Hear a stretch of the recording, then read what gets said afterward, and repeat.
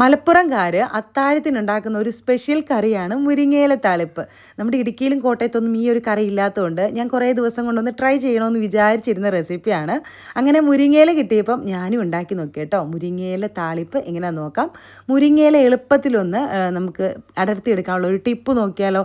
ഇതുപോലെയുള്ള ഹോളുള്ള സ്പൂണിലേക്ക് മുരിങ്ങയിലയുടെ തണ്ട് ഇറക്കി വെച്ച് അതിൻ്റെ പുറകുവശത്ത് കൂടെ വലിച്ചു കൊടുത്തു കഴിഞ്ഞാൽ അതിൻ്റെ ഇല മാത്രമായിട്ട് പെട്ടെന്ന് നമുക്ക് കിട്ടും കേട്ടോ. നമ്മൾ കൈകൊണ്ട് എടുക്കുന്നതിലും വളരെ എളുപ്പമാണ്. അങ്ങനെ ചെയ്യാത്തവരൊന്ന് ചെയ്ത് നോക്കേ. അപ്പോൾ മുരിങ്ങയില എല്ലാം അടർത്തി എടുത്തിട്ടുണ്ട്. ഇനി നന്നായിട്ട് കഴുകി വെക്കണം. ഇനി ഒരു ചട്ടിയിൽ വെളിച്ചെണ്ണ ഒഴിച്ച് കൊടുത്ത് ചൂടായപ്പോൾ അതിലേക്ക് ചെറുതായിട്ട് അരിഞ്ഞ ചെറിയുള്ളി ഇട്ട് കൊടുക്കാവേ. ഉള്ളി നന്നായിട്ട് മൂത്തതിന് ശേഷം നമുക്ക് നല്ല കുറുകിയ കഞ്ഞിവെള്ളമാണ് ഒഴിച്ച് കൊടുക്കേണ്ടത്.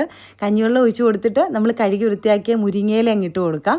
ഇനി നമുക്കിതിലേക്ക് പച്ചമുളകോ അല്ലെങ്കിൽ കാന്താരി ഇട്ട് കൊടുക്കാം. ഞാൻ കാന്താരി ഇവിടെ ഉള്ളതുകൊണ്ട് 2-3 കാന്താരി ഇട്ട് കൊടുത്തു. പച്ചമുളകാണെങ്കിലും മതിയേ. ആവശ്യത്തിന് ഉപ്പും കൂടി ഇട്ടിട്ട് ഇതുപോലെ നന്നായിട്ടൊന്ന് തിളപ്പിച്ചെടുത്ത് കഴിഞ്ഞാൽ നല്ല അടിപൊളിയായിട്ടുള്ള മുരിങ്ങയില താളിപ്പ് റെഡിയായിട്ടുണ്ട്.